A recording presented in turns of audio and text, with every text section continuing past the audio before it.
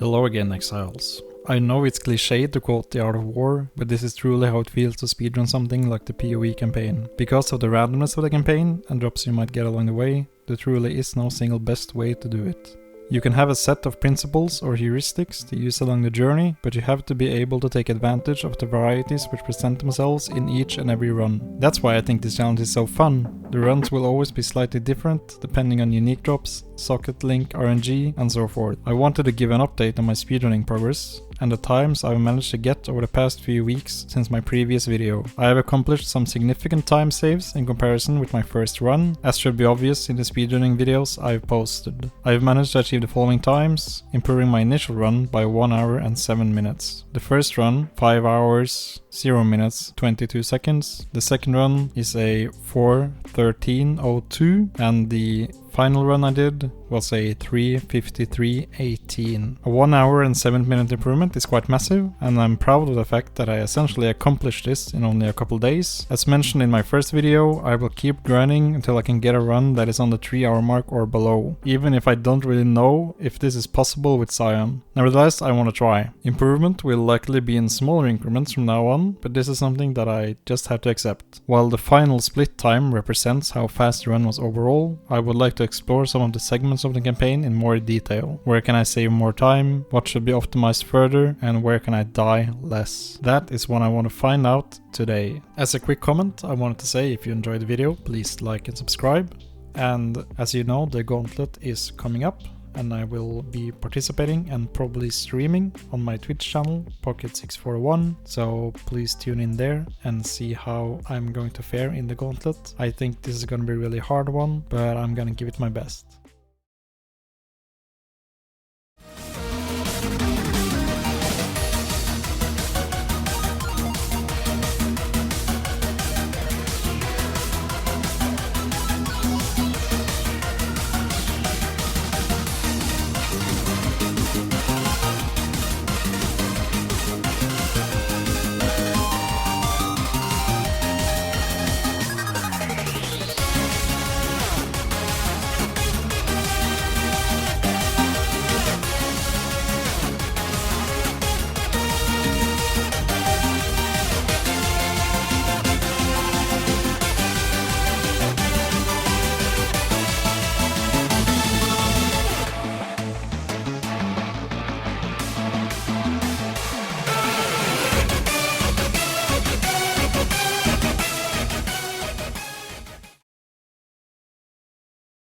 The importance of knowing layouts and pathing correctly drastically changes depending on how far into the campaign you are.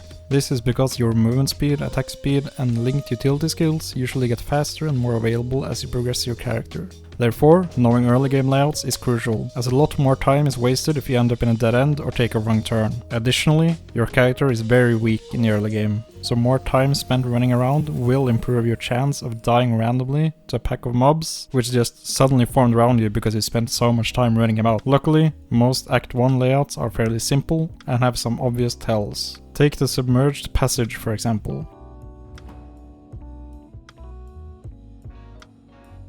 You can basically always go in a straight line away from the waypoint,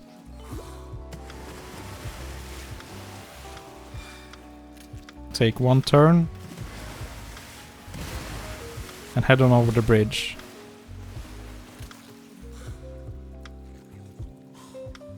And continuing in a straight line until you find the exit.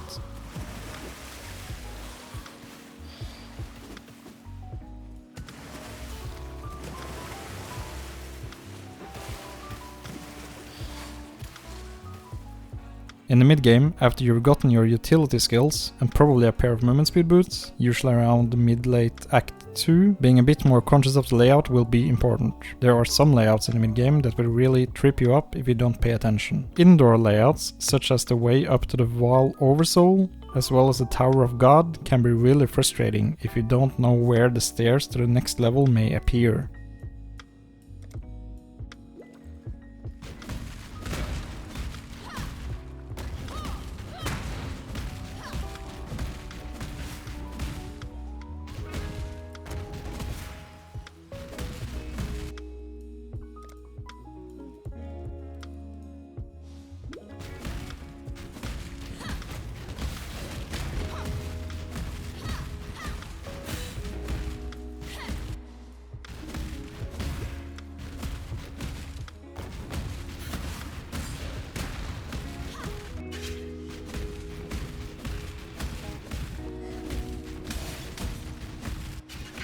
but a moment's respite?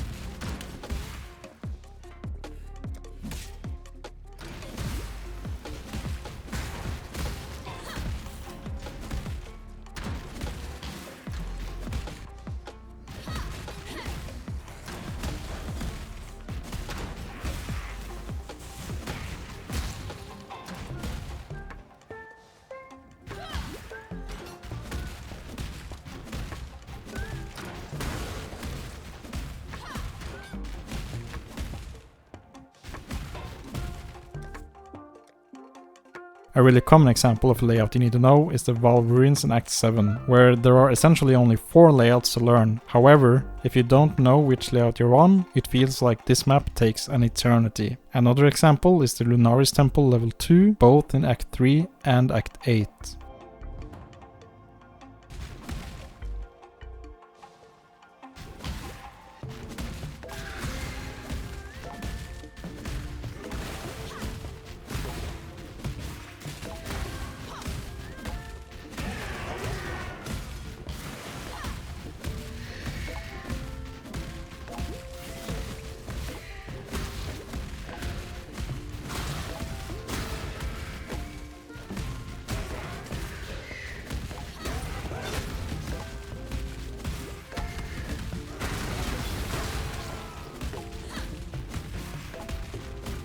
The first trick is to identify the T-shaped intersection where there are carriages on either side.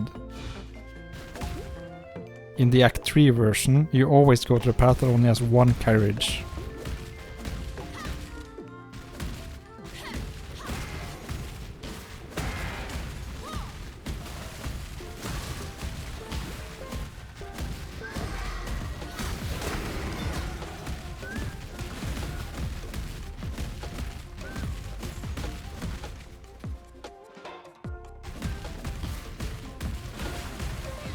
In the Act 8 version, you go towards the path with no carriage. Note that this is only true for the section at the very start of the intersection. The correct path would probably have carriages further down the path, but not at the very beginning.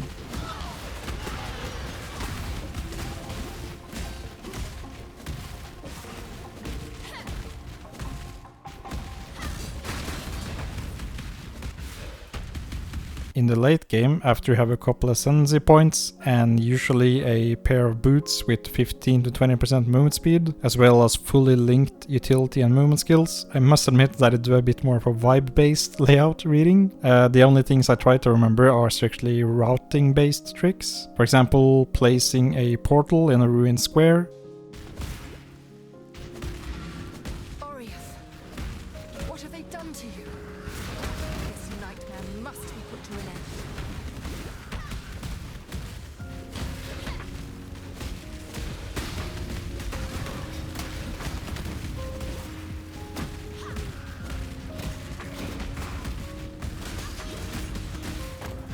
Then going to the waypoint by the ossuary in Act 10. Before teleporting back to the town and through my previously placed portal. The Bannon is now for freedom. For freedom.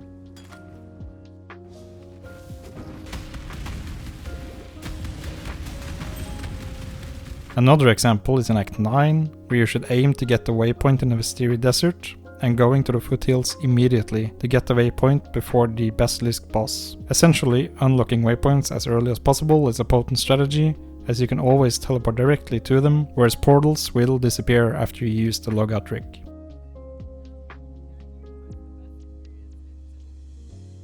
As the introductory quote of the video states,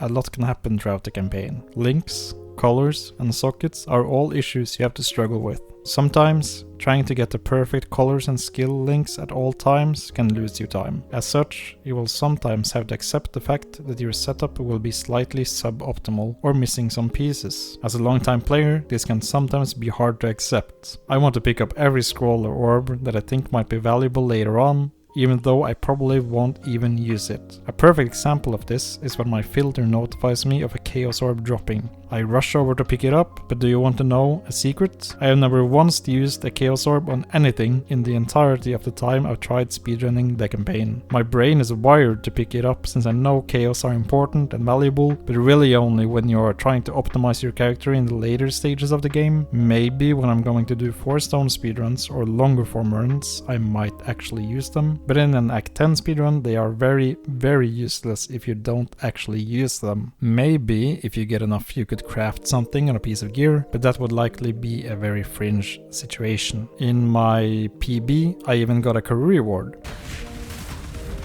I have nothing more. Stay true to you. Remember to live. Make it. This is essentially a perfect item as it solves my dexterity issues, as well as granting me 10% increased movement speed. Literally perfect for the speedrun I'm doing. All the while though, I was thinking, man, in the hands of a better player, I'm sure this item would have been cracked. Now, did the item significantly contribute to the time saved in the run? I have no idea. I'm guessing that it didn't. Any Jade Amulet would have been fine really, and even though I had the career reward, I still identified and picked up rare magic Jade Amulets to see if they were good, and none of them were better than the career reward. In general, movement speed increases are sort of hard to quantify. Is it worth to try crafting boots with movement speed, or is that increase gonna be null and void compared to how long you spent crafting it? It's the sort of calculation I find hard to do on the spot, while at the same time trying to remember everything else I should be doing in the run.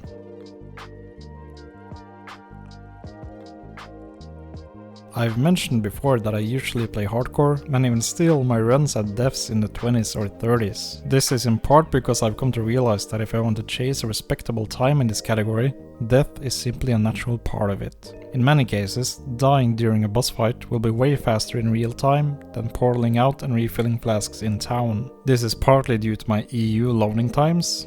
However, it would be arrogant to say that this is the only reason. Most deaths are not planned or even desired. They happen because of one-shots or poor positioning. Something that you must realize in this game is that essentially everything is dodgeable or manually avoidable. Dying is usually a combination of factors: poor gearing, lack of movement speed, and lack of player skill. Defensives are king. The only places where I really need to focus on not dying are at the end of a really long layout or inside Uncle Isaro's labyrinth. Not only are these deaths punishing time-wise, but my ego can barely handle it. Nothing feels worse than being smacked by something avoidable and knowing that you just lost 3 minutes of your precious time. In my second run, I died twice inside Merc Lab, and I was this close to just smashing my desk, keyboard and monitor to pieces. Luckily, I was able to control my emotions and continue the run. This problem I think is pretty common, and it's something I've had a problem with in general when it comes to speedrunning. Even when just starting out, if a single little thing goes wrong, I get the feeling that I just want to restart everything, start a clean slate,